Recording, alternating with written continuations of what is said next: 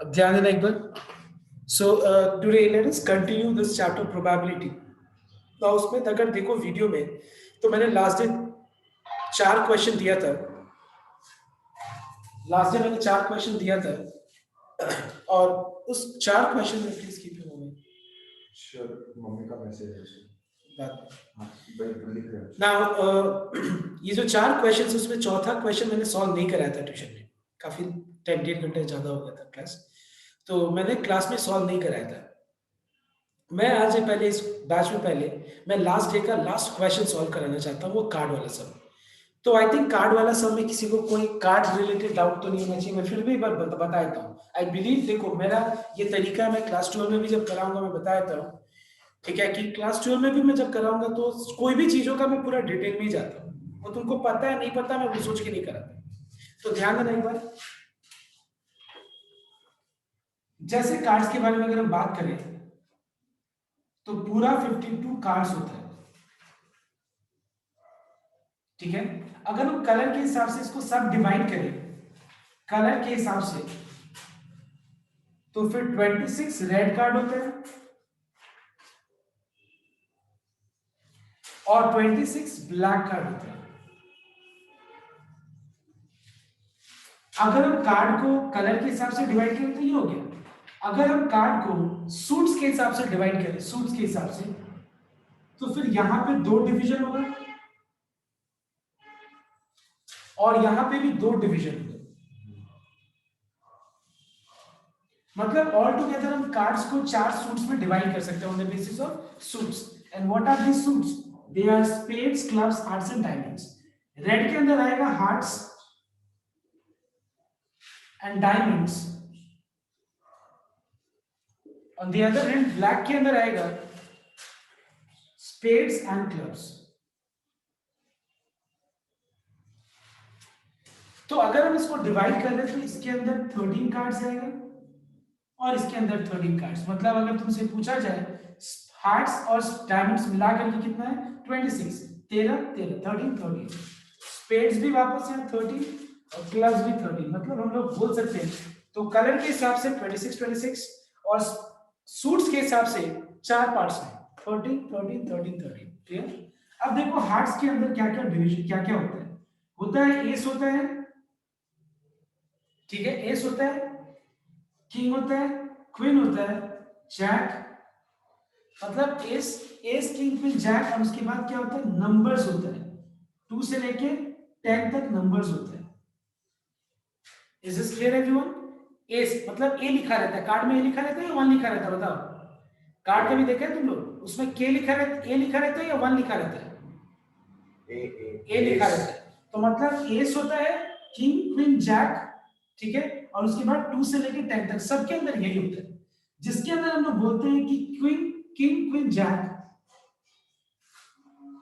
are called what? Face cards. They are called face cards. And ace king queen jack are called what? Honor cards.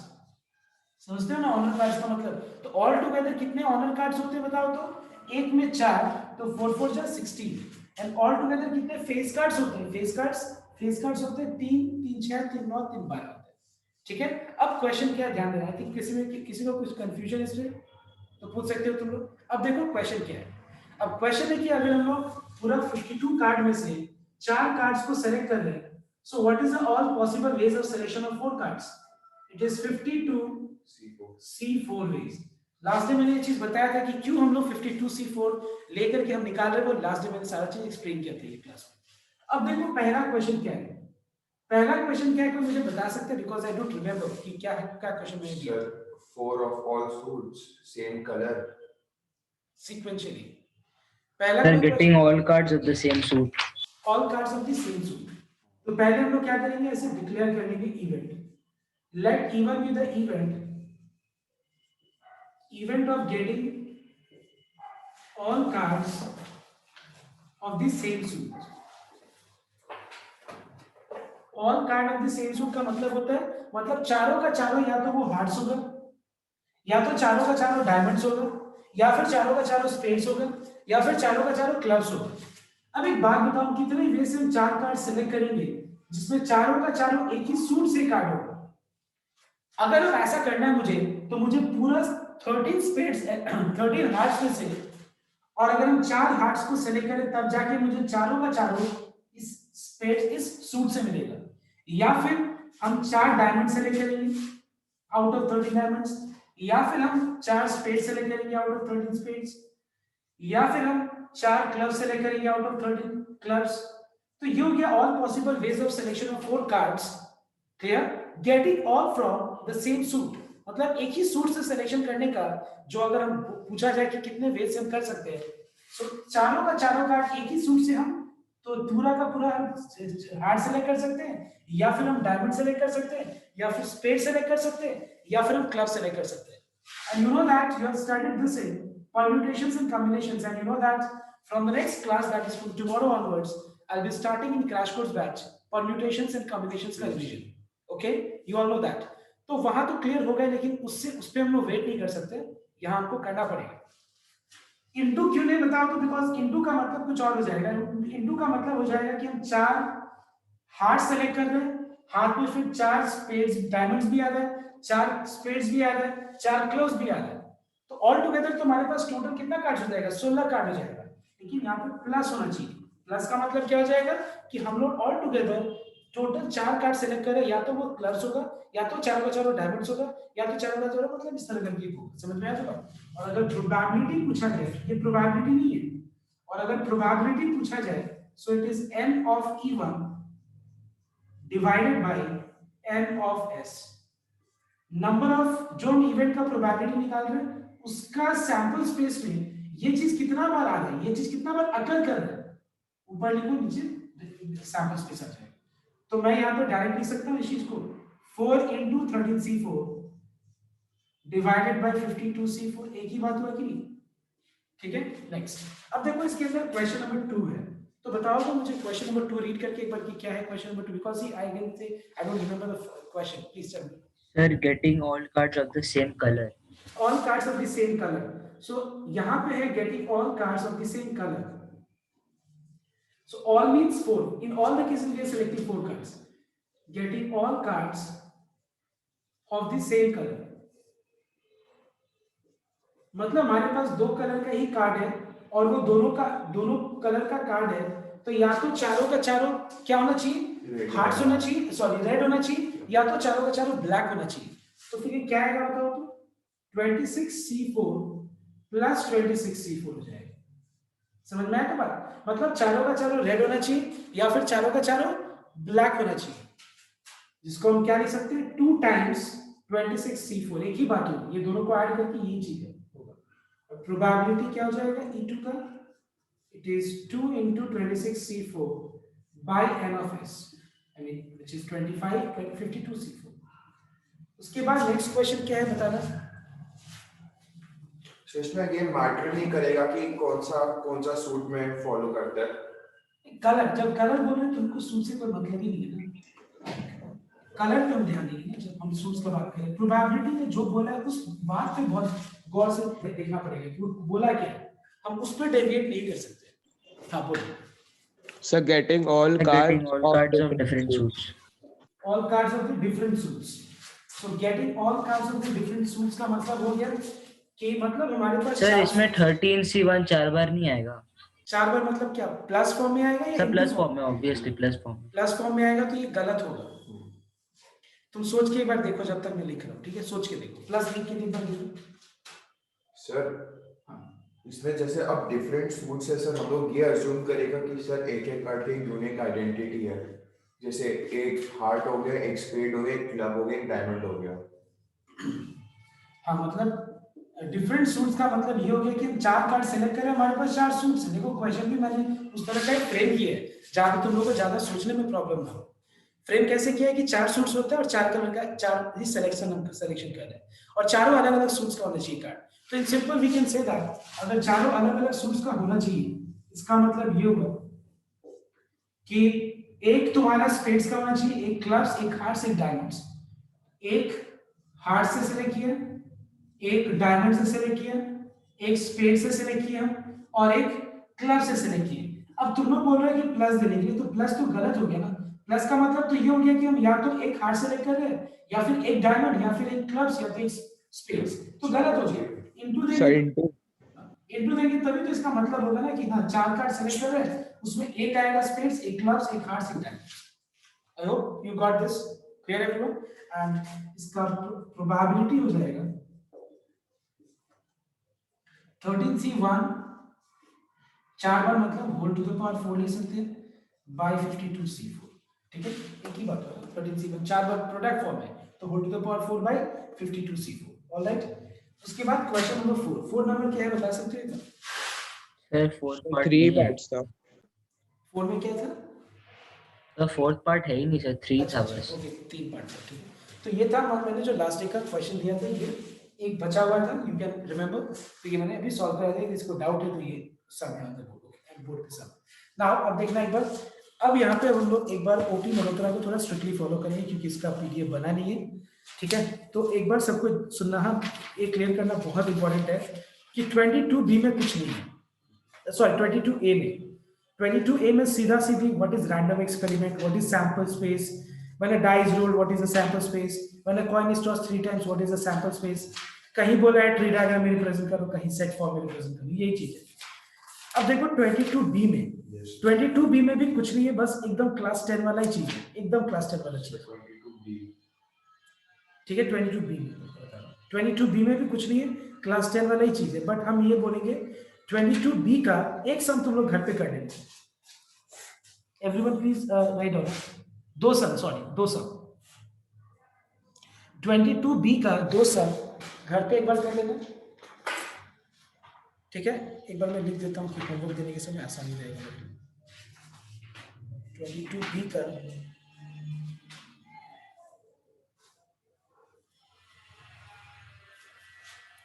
10 number and 11 number, okay 10 and 11, ये दो सम जरूर से करना, बाकी सम करके time waste करने का नहीं है। देखो हम लोग वो सम करेंगे जहां पे कोई एफर्ट लगाने से कोई फायदा हो ना, वहां पे एफर्ट लगा रहे उसका कोई काम आना चाहिए उसका। तो यहाँ पे दो सम ही करना है, बाकी करके क्या करेंगे कि बैग में इतना इतना कलर का बॉल है, एक बॉल निकालो, इसका प्रोबेबिलिटी क्या होगा, वो सब करके कोई फायदा नहीं है ना। हम लोग आएंगे अब एक्सरसाइज सी में। सी देखना एक बार, तो सी वाले जो एक्सरसाइज है इसमें भी अगर देखो तो सारा सम्स क्लास 10 वाला ही है। ठीक है, सारा सम्स क्लास 10 वाला है। सिर्फ एक तुम्हारा यहाँ पे जब 3 डाइस को टॉस किया जा रहा है तो वहां पे प्रॉब्लम आएगा, वो मैं अभी यहाँ पे बता दूंगा। लेकिन उसके लिए बहुत सारे ऐसे छोटे छोटे टर्म्स और बताना पड़ेगा मुझे, जैसे कि what is mutually exclusive, what is mutually exclusive and exhaustive, what is I mean addition law, ये सब क्या है, लॉज ऑफ प्रोबेबिलिटी हमको बताना पड़ेगा। सो एवरीवन नोट डाउन, जो अभी मैं कर रहा हूँ बोर्ड पे, ये बहुत इंपॉर्टेंट है, एक बार सबको ध्यान से देखो बोर्ड पे। ठीक है, तब जाके आगे का सम्स हो पाएगा। और आज का क्लास ये वाला बहुत इंपॉर्टेंट है, तब जाके प्रोबेबिलिटी लगेगा कि क्लास 10 से कुछ डिफरेंट है।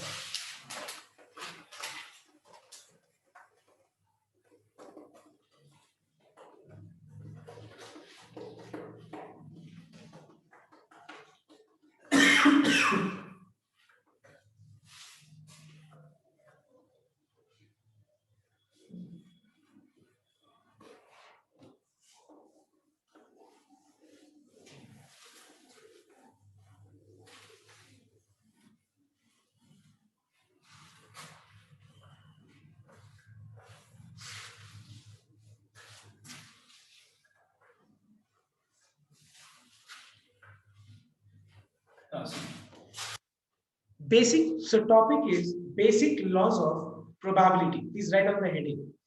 Basic laws of probability. पहले एक बार heading लिखो सबकी।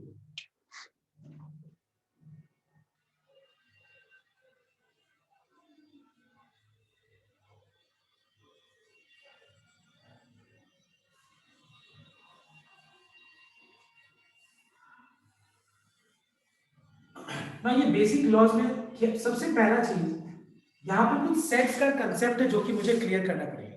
ठीक है, सेट्स का यहाँ पे कुछ कंसेप्ट है जो मुझे क्लियर करना पड़ेगा बेसिक लॉज स्टार्ट करने से पहले। ठीक है, तो एक बार ध्यान, ये भी बेसिक लॉज के अंदर ही आता है, तो ध्यान रखिए। सबसे पहला चीज यूनियन का मतलब और का मतलब एक ही होता है। यूनियन या फिर और, अगर हम बोलते हैं एक ही होता है। कैसे एक होता है, ध्यान रखिए। जैसे मान लो दो सेट है, ठीक है, ए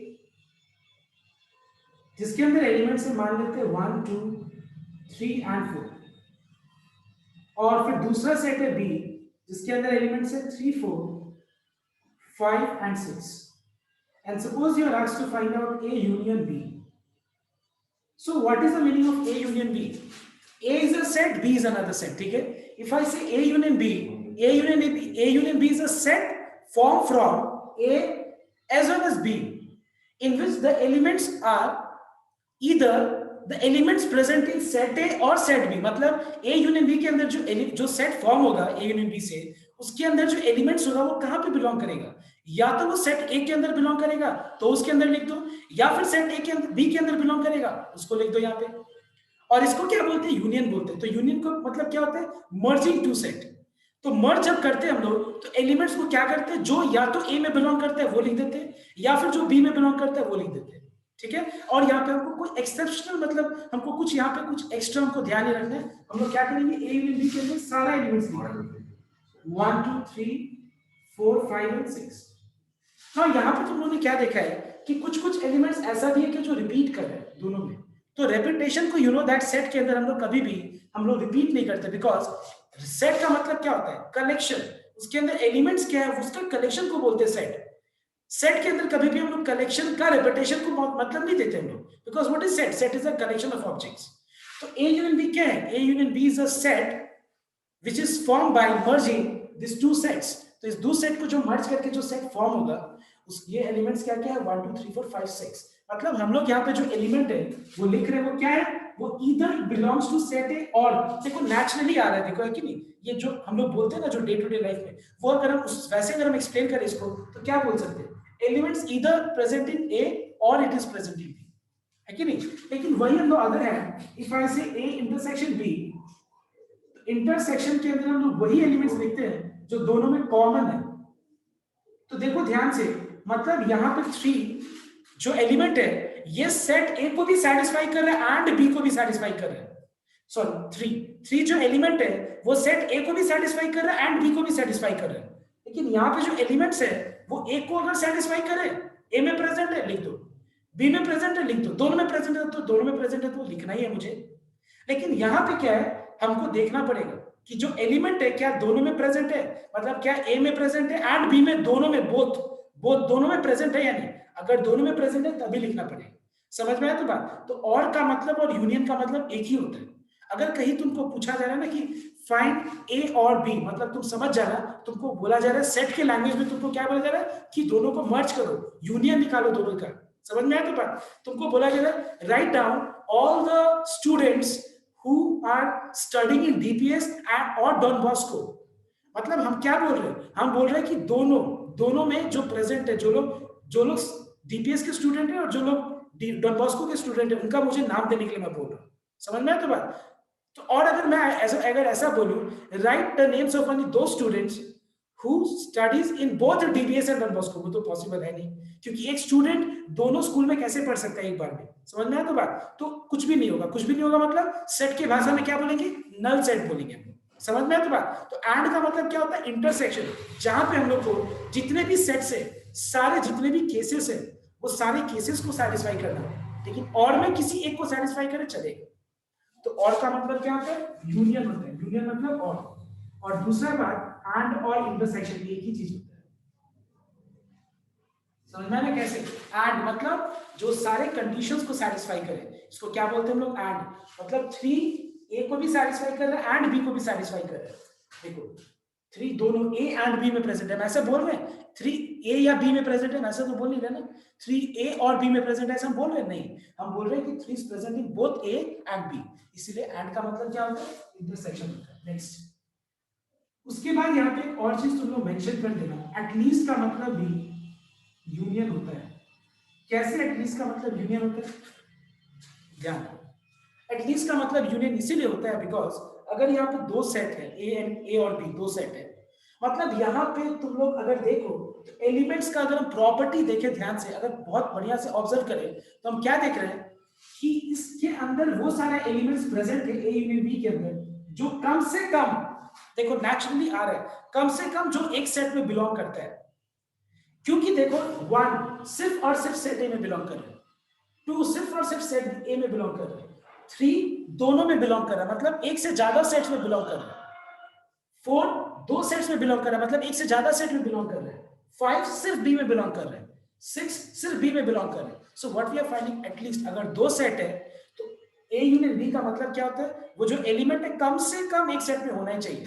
अगर 3 सेट है और 3 सेट का हम यूनियन निकाल रहे हैं तो इसके अंदर एलिमेंट्स का जो कनेक्शन है, इसके अंदर जो एलिमेंट्स का जो कनेक्शन होगा, I don't know what is C, ऐसे मैं एग्जांपल लिया, इसके अंदर जो एलिमेंट्स का कनेक्शन होगा वो एलिमेंट्स कैसा होगा, वो एलिमेंट होना चाहिए कि कम से कम वो एक सेट में बिलोंग करना ही चाहिए, कम से कम। मतलब ए में बिलोंग करे लिख दो, दोनों में बी और बी में बिलोंग करे लिख दो, 2 बी और सी में बिलोंग करे लिख दो, तीनों में बिलोंग करे तो भी लिख दो, मतलब कम से कम एक में होना ही चाहिए। इसलिए एटलीस्ट अगर 2 सेट है तो कम से कम एक में बिलोंग करे तो लिख दो। इसको क्या बोलते हैं, यूनियन, और एटलीस्ट एक ही चीज होता है। ठीक है, नेक्स्ट। उसके बाद इंटरसेक्शन एंड एक ही चीज होता है। उसके बाद हम लोग को जानना है ये कि complement of an event, what is the meaning of complement of an event.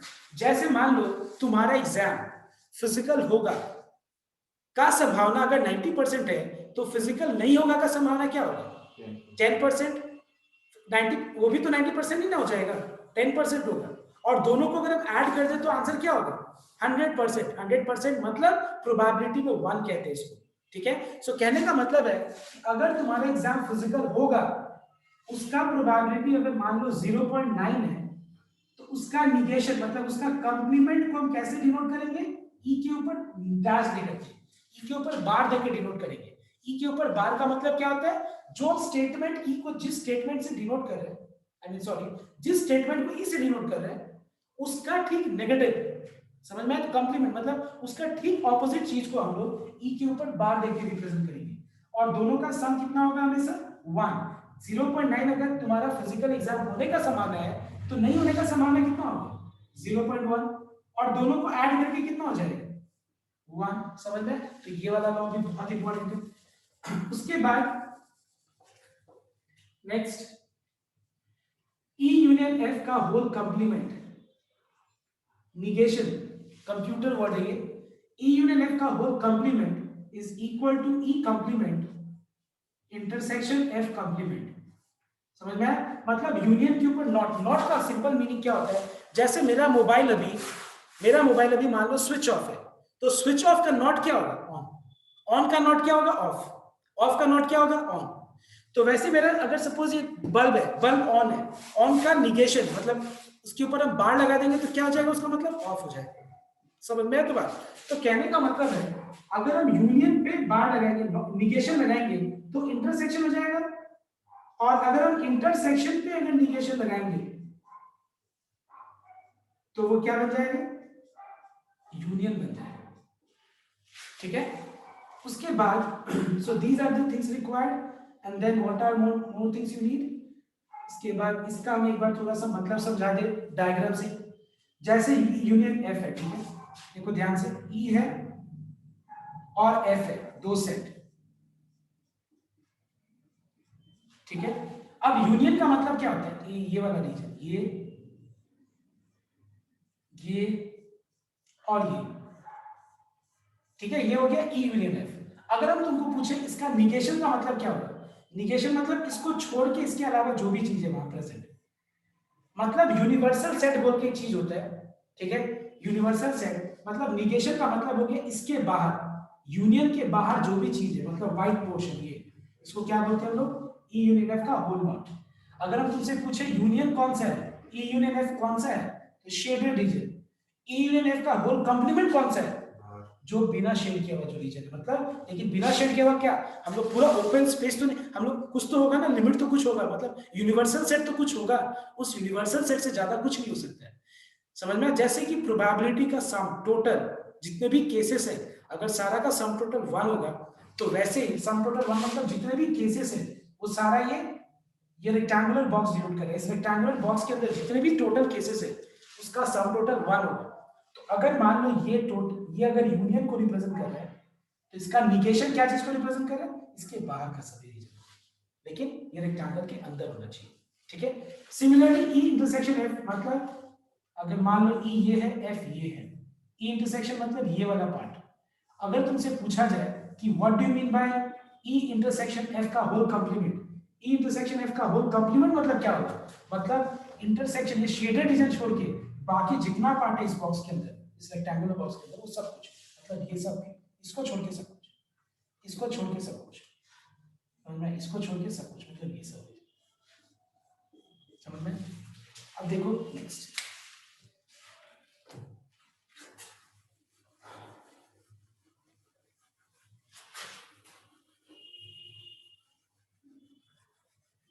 Exam में इसी लॉ के ऊपर बेस्ड एक सम आएगा 4 मार्क्स का, तो वो देख लेंगे।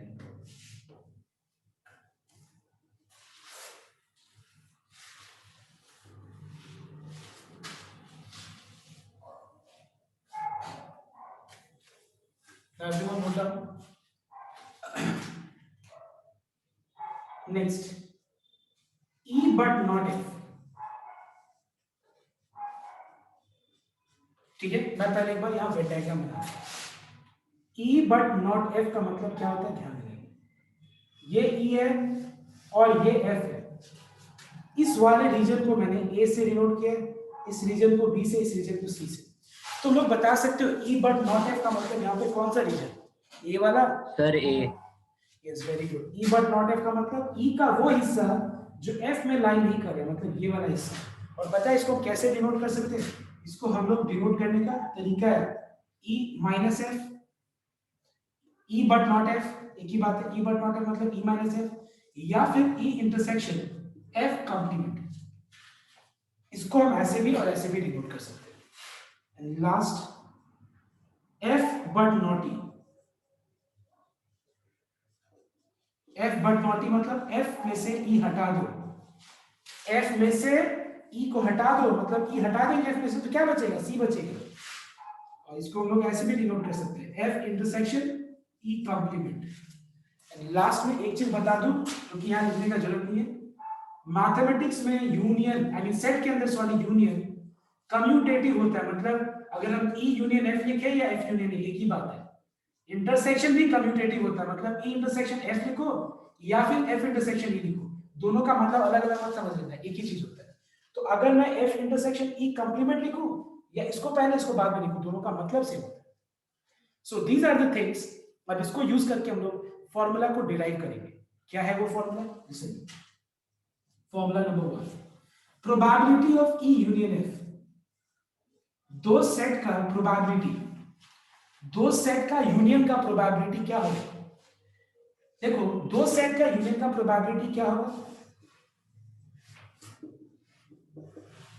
It is probability of E plus probability of F, मतलब ये रीजन का होने का प्रोबेबिलिटी, ये रीजन के अंदर जो जो है उसका होने का संभावना, प्लस इस रीजन के अंदर जो लोग है उसका होने का संभावना। बट ऐसा करने से हम क्या देख रहे हैं कि एक रीजन है जो दो बार रिपीट कर देगा। बता सकते हो कौन से रीजन को मैंने दो बार रिपीट कर दिया?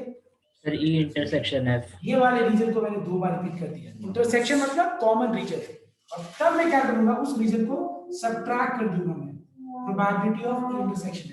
आई hope it is clear to everyone. मैं फिर से रिपीट कर रहा हूं, प्रोबेबिलिटी ऑफ ब्रैकेट के अंदर जो भी चीज होता है उसका मतलब क्या होता है, इसका मतलब होता है हम उसका प्रोबेबिलिटी निकाल रहे हैं।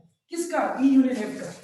ई यूनियन एफ का होने का संभावना निकाल रहे हैं, मतलब उसके अंदर जो भी चीज है उसका होने का संभावना। तो उसका होने का संभावना क्या होगा, it is probability of E plus F, लेकिन ये रीजन को दो बार रिपीट करते हैं हम लोग, एक बार माइनस कर रहे हैं। अब इसी से हम लोग क्या कर सकते हैं, इंटरसेक्शन का भी फॉर्मूला डिराइव कर सकते हैं। इसको लेफ्ट में ले लो और इसको राइट में ले लो, दैट्स ऑल।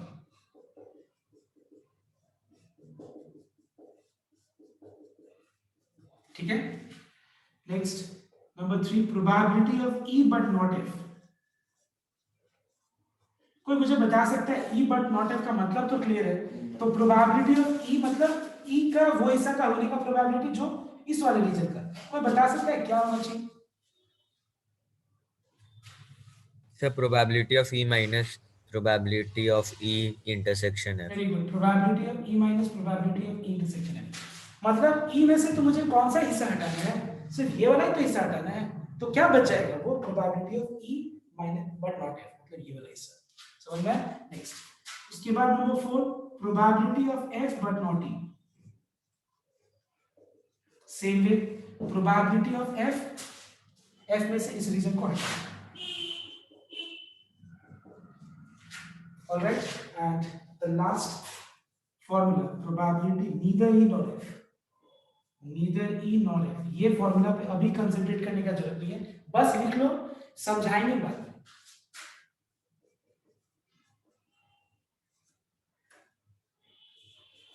ठीक है, ये फॉर्मूला सिर्फ अभी लिख लो, neither E nor F, 1 minus probability of E F, and with this now we will see, ये है बेसिक लॉज। इसके बाद अब हम दो चीज बताएंगे, what is mutually exclusive and what is mutually exclusive and exhaustive, लेकिन वो लास्ट कॉलम में आप क्या लिखा है? Neither E nor F, probability of neither E nor F, ठीक है।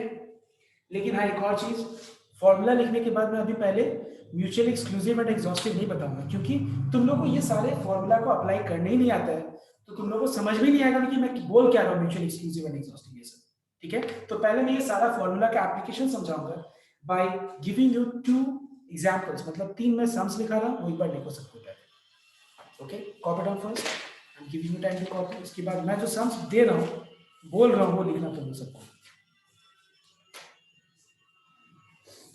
बहुत सिंपल क्वेश्चंस होगा,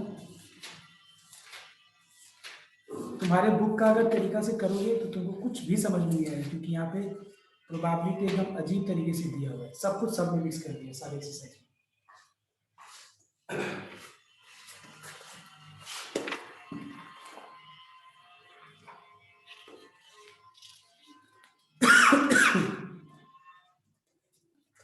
अच्छा, एक काम करते हैं ना, हम ना ये स्क्रीन शेयरिंग कर देते हैं, ठीक है, और तुम लोग सबको उसका फोटो ले लो, जितना टाइम में हम लोग लिखेंगे, 3 क्वेश्चन लिखेंगे, उतना टाइम में अगर हम 7-8 क्वेश्चन दे देते हैं तो प्रोबेबिलिटी का सॉल्व आई मीन सोल्यूशन में ज्यादा टाइम नहीं लगता है, ठीक है। तो एक बार जस्ट 1 मिनट में स्क्रीन शेयर कर देता हूँ, start. So this is the first page, can you see everyone?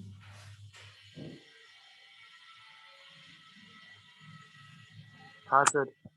Shall I stop? I hope everyone has clicked the photo. तो मैं ये वाला स्टॉप कर रहा हूँ, नेक्स्ट।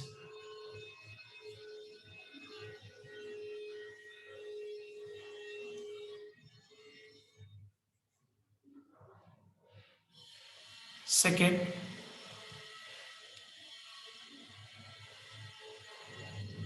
ठीक है, सेकेंड वाला ले लो।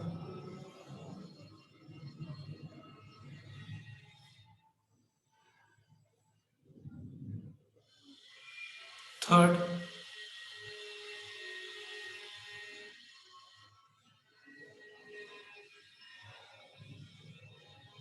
ठीक है। हाँ सर। तो जितना भी हम लोग इसको मैं डिक्टेट करता उतना में तुम लोग बस क्वेश्चन से, अब let's begin, okay.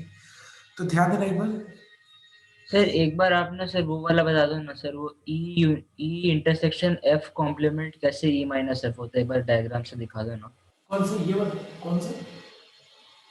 Sir, E but not F में, हाँ अच्छा सर वो वाला। ठीक है, मैं बता दूंगा डायग्राम से, जस्ट एक बार बता दूंगा, डोंट वरी। जब मैं फिर से एक सब एक्सप्लेन करूंगा, just use it, I mean Venn diagram, ठीक है sir. Now, the first question, okay. So at least we will be able to do लगभग 7 to 8 questions, okay. और वैसे अगर हम देखें तो उतना हमें टाइम चला था पूरा ये क्लास डिक्टेट कर रहे थे। तो अब देखो ध्यान से, पहला क्वेश्चन, ठीक है, पहला क्वेश्चन है नंबर 15। तुम लोग के पास वो पेज है नंबर 15 वाला, देखो। हाँ सर। तो वो पेज देखना सबको ही, और जिनके पास नहीं है, आई मीन जो लोग अभी फिजिकल अटेंड कर रहे हैं, just a minute, I just send you in the group, just a minute.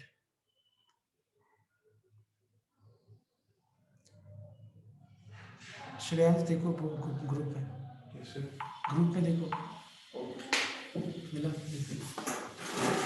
देखना ग्रुप में। सर आप एक ही बार में फोटो ही भेज देते हैं। नहीं, हम बता रहे इसका कारण क्या है। Everyone to pay attention, okay? See, question number 15 में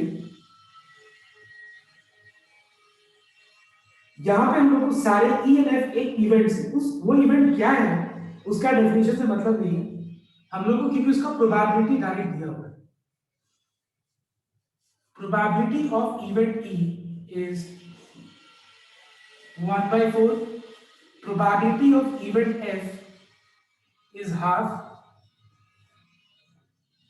Now यहाँ पे देखो लिखा हुआ है probability of E and F.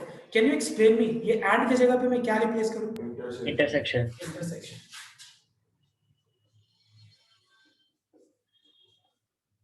Is 1/8. और यहाँ पे हम लोग को पहला केस में निकालना है प्रोबेबिलिटी ऑफ ई और एफ, मतलब ई यूनियन एफ निकालना है. बस यूज कर दो पहला number formula.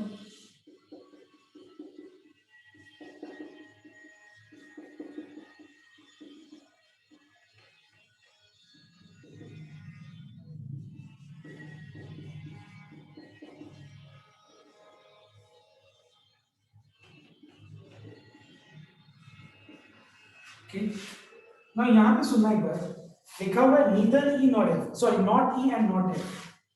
Now please listen here very carefully. What is this not E and not F? Now let me make this point clear.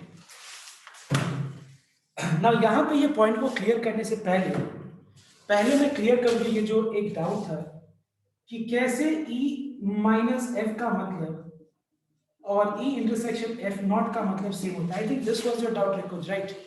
Yes sir, yes sir. Now see E minus F. Listen everyone very carefully. ये ई है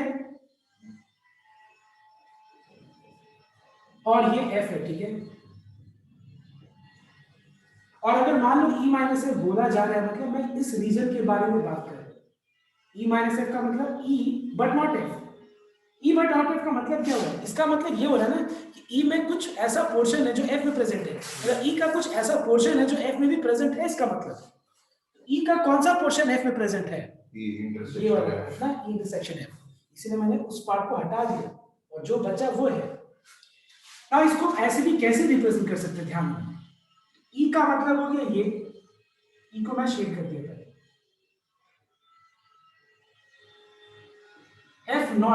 F not का मतलब ये हुआ कि F जो है उसको छोड़ के बाकी सब कुछ. तो बाकी सब कुछ क्या मतलब कुछ भी यूनिवर्सल सेट से ज्यादा तो हो नहीं सकता है ना. मतलब ये वाला हिस्सा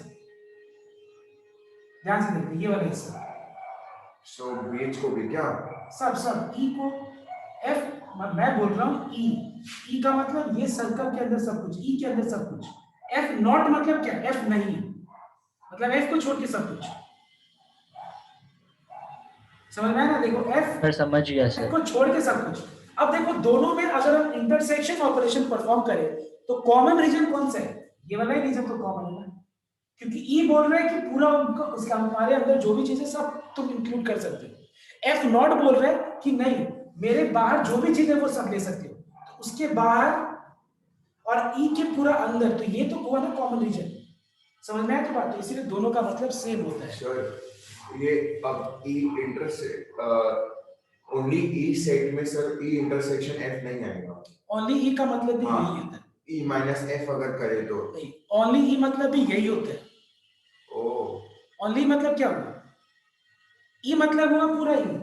ओनली ई मतलब मैं सिर्फ ई का बात कर रहा हूँ, एफ का बात नहीं कर रहा हूँ. सर ओनली ई में भी जो आप शेड किया वो आ रहा है वही तो. लेकिन सर एफ नॉट में सर ई का भी पार्ट आ रहा है और उसका भी ई इंटरसेक्शन एफ का एफ नॉट तो अलग चीज है. एफ नॉट सर लेकिन है तो E whole intersection F not.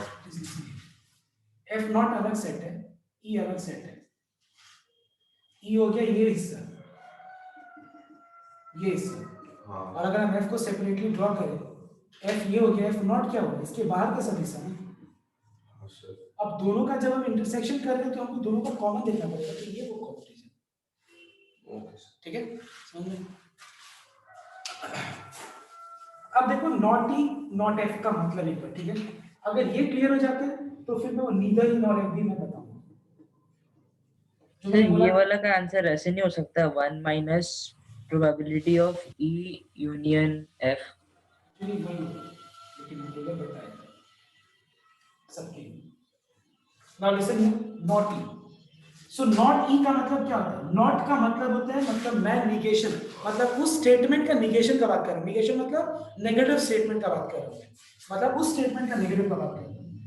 Not ई मतलब ई के ऊपर नॉट है, एंड का मतलब इंटरसेक्शन होता है, नॉट ई का मतलब एफ के ऊपर नॉट है। समझ में आया? तो बात समझ में आया सबके को? इसका मतलब नॉट। अब अभी जस्ट हम लोगों ने देखा था, जब मैं लॉ लिखाना स्टार्ट किया था उससे पहले कुछ चीजों को मैं डिस्क्राइब कर रहा था, कुछ चीजों में समझा रहा था, तो वहां देखो मैंने बताया था ये चीज कि इसको हम लोग ऐसे भी लिख सकते हैं, होल भी लिख सकते हैं, याद है ना? ये चीज याद है ना? अब मुझे तुम लोग बताओ एक चीज कि किसी भी चीज का इवेंट का प्रोबेबिलिटी और उसके निगेशन का प्रोबेबिलिटी, मतलब कंप्लीमेंट का प्रोबेबिलिटी का सम क्या होता है? 1 होता है। तो एक बात बताओ मुझे, क्या मैं सिमिलरली ऐसे बोल सकता हूं कि ई यूनियन एफ का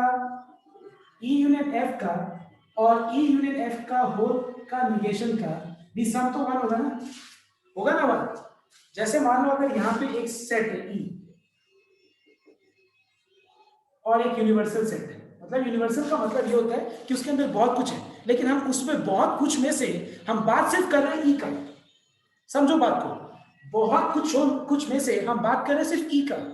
तो अगर मान लो ई का प्रोबेबिलिटी प्लस में ई कंप्लीमेंट का प्रोबेबिलिटी बोलो, मतलब ये वाला रीजन का, तो दोनों का सम क्या होगा? 1।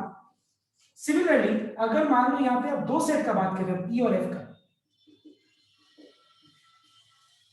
अगर हम मान लो बात करें ई यूनियन एफ का, तो ई यूनियन एफ का मतलब क्या हुआ बताओ? तो ये वाला हिस्सा प्लस ये वाला हिस्सा। अब बताओ तुम लोग ई यूनियन एफ का नॉट का मतलब क्या हुआ? ई यूनियन एफ का whole not, sorry not E union F not नहीं, ई यूनियन एफ का होल नॉट का मतलब कौन सा हिस्सा हुआ? बता सकते हो यहाँ पे तुम लोग? अगर मैं बोलूं ई यूनियन एफ तो शेड कर दिया, अब मैं सबसे बोलूं बाहर ई वाला यूनियन एफ का universal होल set। कंप्लीमेंट, तो तुम कौन सा हिस्सा बोलोगे यहाँ पे? So universal sets बाहर कर दो सर। इसके बाद का नहीं सर, ई और एफ का सेट के बाहर का। Sir 1 minus p probability of E union. मतलब हम बोल सकते हैं डॉटेड रीजन, ठीक है ना? समझ में आया सबके को? अब बताओ मुझे, दोनों डॉटेड रीजन और ये जो शेडेड रीजन का एरियाज का सम टोटल का प्रोबेबिलिटी क्या 1 होगा? क्योंकि सिर्फ इसके अलावा तो और कुछ है नहीं, तो दोनों का सम टोटल 1 होगा। तो बताओ मुझे ई यूनियन एफ का होल कंप्लीमेंट क्या होगा? 1 minus probability of E. Have you understood everyone? Clear everyone? और अगर हम देखें ओवरऑल, तो ये कौन से स्टेटमेंट को मैच कर रहा है? किस स्टेटमेंट से मैच कर रहा है? क्या मैं इसको नहीं बोल सकता हूं probability neither E nor F, मतलब ना ही मुझे ई का प्रोबेबिलिटी चाहिए और ना ही एफ का प्रोबेबिलिटी चाहिए, तो कौन से रीजन का प्रोबेबिलिटी चाहिए? ई और एफ को छोड़ के बाकी सारे रीजन का। बाकी सारे रीजन मतलब यूनियन को छोड़ के सब कुछ। So I think it is clear to everyone now? Yes? Now we will see some number 2, मतलब 16 नाउ। हम लोग सारा करेंगे 15, 16, 17, 18। मतलब इससे क्या होगा, तुमको ये अच्छे से समझ में आ जाएगा। एक बार कॉपी कर लो।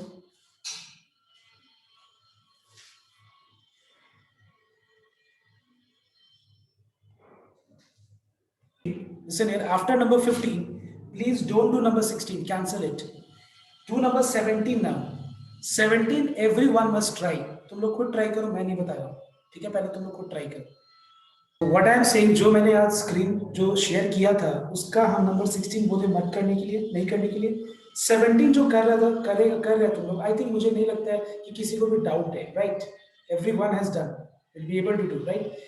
प्रोबेबिलिटी ऑफ नॉट ए मतलब ए के ऊपर कंप्लीमेंट 0.58 है ना? 0.52 हो गया 2 का आंसर, और 3 का आंसर में लॉ लगा लो, यूनियन का आ जाएगा आंसर। अब मैं नंबर 18 बता रहा हूँ, देखना एक बार ध्यान से। 18 का लिखने का तरीका देखो, एक बार ध्यान देना सबको कि इन class 11 of a school 40% of the students study mathematics. तो बात को समझो एक बार, सुनना यहाँ पे। अगर मान लो सपोज पूरे स्कूल के क्लास 11 का अगर हम बात करें, तो क्लास 11 में अगर हमने किसी भी एक स्टूडेंट को रैंडमली पिक किया, चूज किया, तो उसका चांस क्या है कि वो मैथमेटिक्स पढ़ रहा है? 40% चांस है। 40% मतलब प्रोबेबिलिटी में क्या होगा, कोई बता सकता है? 40% को प्रोबेबिलिटी में 40/100, दैट इज वेरी गुड। मतलब हम बस उसको, हाँ, तो कहने का मतलब है पहले हम क्या करेंगे, लेट डिक्लेयर करेंगे, हम इवेंट डिक्लेयर करेंगे। let n be the event, let n be the event that a student selected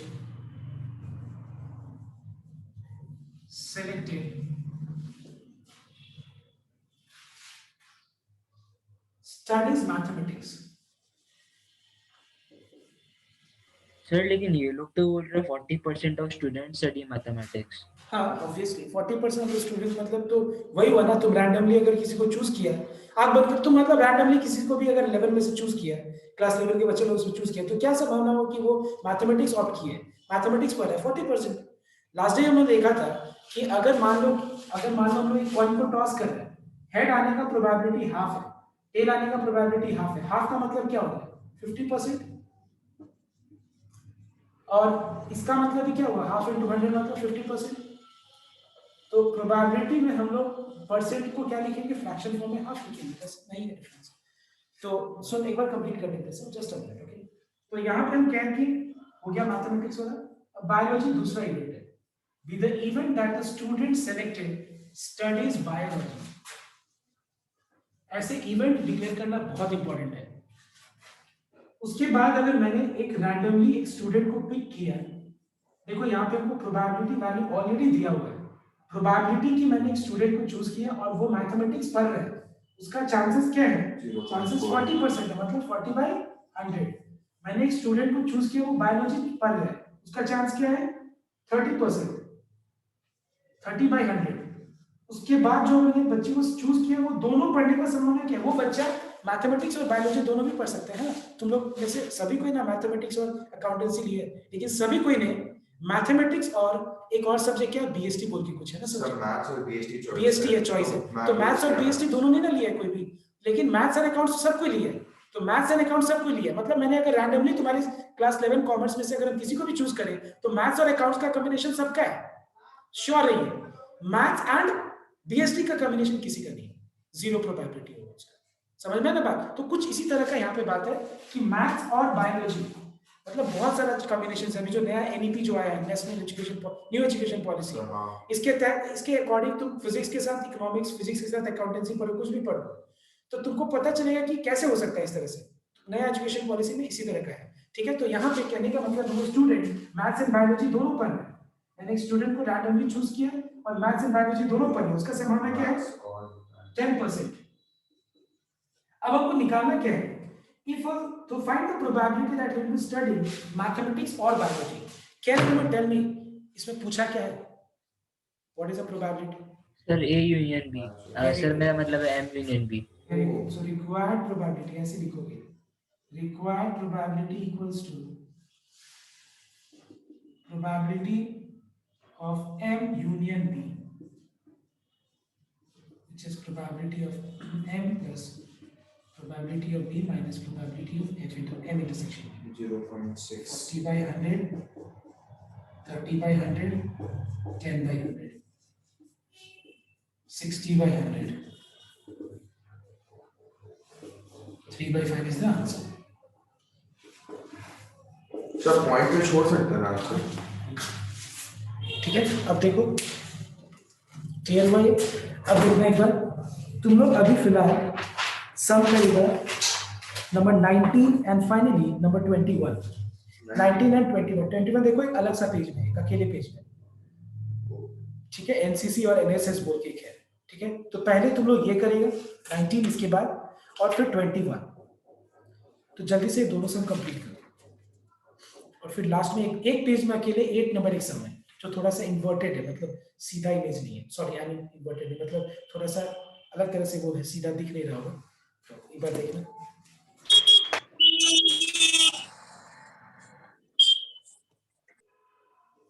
sir compulsory होता है कि इवेंट डिक्लेयर करना है। हाँ ऑब्वियसली तुमको इवेंट्स बिना डिक्लेयर किए तुमको कैसे पता चलेगा। अगर मान लो मैं एम ले लेता, बी ले लेता, तुमको कैसे पता चलेगा कि एम क्या है, बी क्या है। एम और बी के जगह पे हम ई और एफ भी तो ले सकते हैं, तो मुझे कैसे पता चलेगा कि ई और एफ क्या है। So that's why event declaration is very very important, which is what you are learning in class 11, particular organised way of doing probability.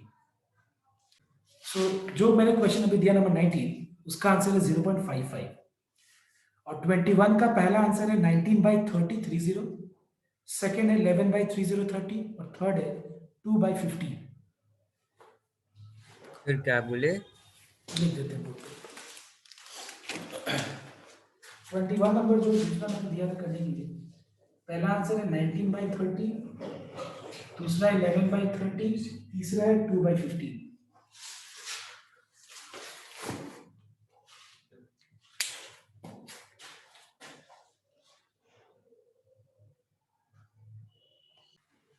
Like in a class of 60 students, 30 opted NCC, तो total है यहाँ पे 60, जिसमें से NCC opt करने वाले 30 है, NSS opt करने वाले 32 है, और दोनों ऑप्ट करने वाले 24 है।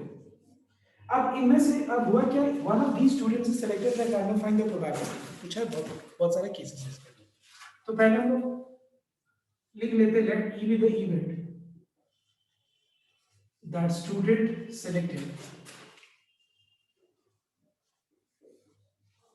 selected has obtained NCC, and be the event that the student selected has obtained NSS. So what is now what is sample space? अगर मान लो मैं पूरा 60 स्टूडेंट्स में से एक स्टूडेंट को चूज कर रहा हूँ, रिपीट, पूरा 60 स्टूडेंट में से एक स्टूडेंट को चूज कर रहा हूँ, कितने पॉसिबल वे से मैं वो एक स्टूडेंट को चूज कर सकता हूँ? 60 पॉसिबल वेज। एक चूज कर रहा हूँ, दो चूज करता तो 60 C2 वेज। Very good. अब यहाँ पे हमको निकालना है प्रोबेबिलिटी ऑफ ई निकालना है। तो प्रोबेबिलिटी ऑफ ई क्या होगा? It is n of e by n of s। n of e मतलब एनसीसी वाले कितने हैं टोटल? 30। एनएसएस वाले टोटल कितने हैं? 32। बोथ मतलब इंटरसेक्शन कितने हैं? 24। सो आंसर होगा 30/60। प्रोबेबिलिटी ऑफ f होगा n of f by n of s, that is 32/60। दोनों का इंटरसेक्शन हो गया 24/60। पहला वाला क्वेश्चन में पूछा जा रहा है व्हाट इज और मतलब स्टूडेंट ऑप्टेड फॉर एनसीसी और एनएसएस, मतलब यूनियन निकालना है। मैं फॉर आगे नहीं लिखता, क्या निकालना है दिखाई देता हूं। Student has opted neither NCC nor NSS, neither E nor F, मतलब 1 माइनस ई यूनियन एफ।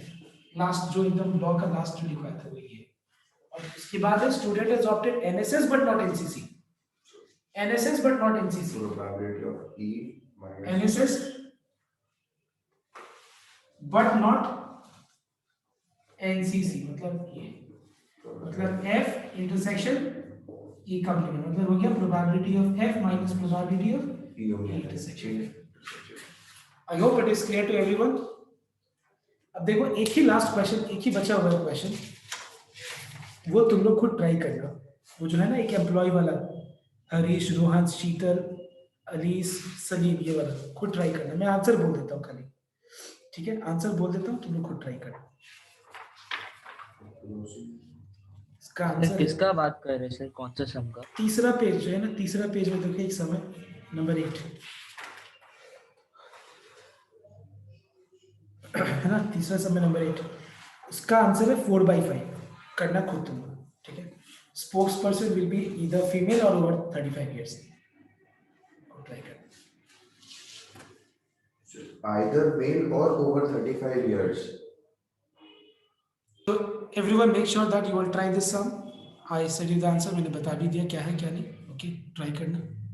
और एक और क्लास लगेगा जिसमें हम लोग म्यूचुअली एक्सक्लूसिव एंड एग्जॉस्टिव करेंगे।